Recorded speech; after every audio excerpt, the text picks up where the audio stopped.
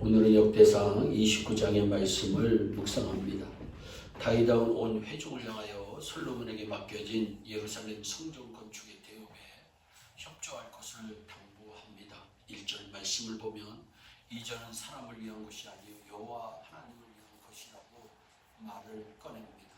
성전 건축은 하나님의 영광을 위한 일로서 인생의 일 중에 가장 보람차고 거룩한 일이라 할 수 있습니다. 하나님의 성전을 건축하기 위해 모든 것을 예비했던 다윗왕의 신앙을 생각해 보면서 은혜 받도록 하겠습니다.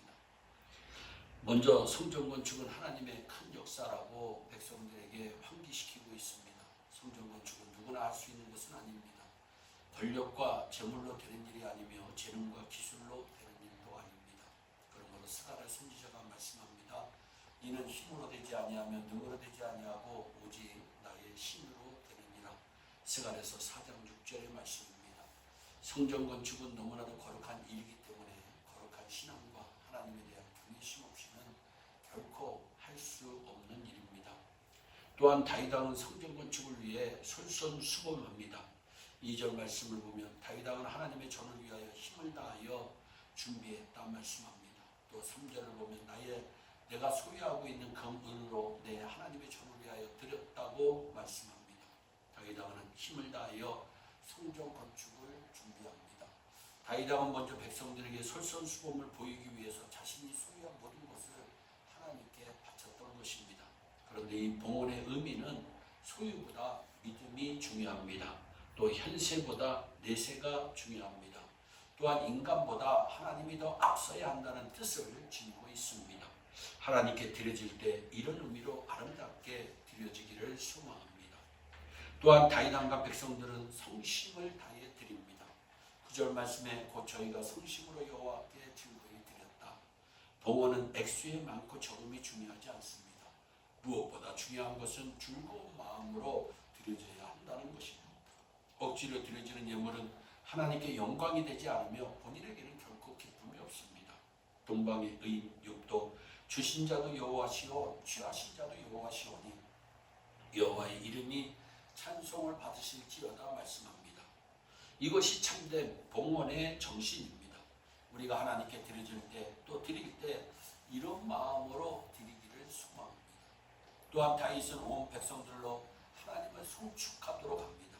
송축이라고 하는 말은 찬양한다는 말로서 성전 건축을 위해 하나님께 자원하여 풍성한 제물을 드리고 또 족장들로 드리게 했던 다윗은 이제 백성들에게 너희 하나님 여호와를 송축하라고 명령합니다. 이때 온 회중이 자신들의 하나님 여호와를 송축하는 광경을 20절에서 보게 됩니다. 다윗은 일생 동안 많은 고난을 겪었음에도 하나님 찬송하기를 게을리하지 않았습니다. 우리들도 하나님의 은혜를 깨달아 한다면 늘 하나님을 찬양하는 일을 부지런히 해야 하겠습니다. 또한 백성들이 여호와께 풍성한 제물을 드립니다. 하나님을 찬양한 백성들은 다음날 풍성하고 넘치는 예물을 하나님께 드립니다. 21절에 이튿날 여호와께 제사를 드리고 또 번제를 드리니 수송아지가 1천이요 수양이 1천이요 또 그 전제라 온 이스라엘을 위하여 풍성한 제물을 드렸다 말씀합니다. 백성들이 이렇게 풍성한 예물을 드려 하나님께 제사를 드린 것은 하나님의 은혜에 대한 감사였으며 영원한 평화를 기원하는 소망이 담긴 것이었습니다. 사실 하나님의 은혜가 없이는 우리는 단 하루도 온전히 살아갈 수가 없습니다. 또한 다윗은 솔로몬과 사독에게 기름을 부어 왕과 제사장이 되게 합니다. 왕의 직책 그리고 제사장의 직책은 하나님으로부터 특별히 주어지는 것입니다. 그래서 다윗은 하나님의 대리자로서 그 주요한 직책을 기름을 부어 세웁니다. 오늘 우리에게 주어지는 직책도 하나님께서 주신 것입니다. 그러므로 우리는 내가 가진 직책을 가지고 자신의 영광이 아니라 하나님의 영광을 위해 힘쓰고 노력해야겠습니다. 다윗은 이제 나이 많아 늙었지만 부와 존귀를 누리는 사람이 됩니다. 믿음과 순종에 대해 하나님께서 주신 상급이 장수와 부와 존귀입니다. 누구를 막론하고 인생의 위종의미를 거둔다는 것은 귀한 일입니다. 하나님께서 은혜를 베푸신다면 다윗과 같이 나이 많아 늙어도 부와 존귀를 그리고 장수의 복을 받을 수 있을 것입니다.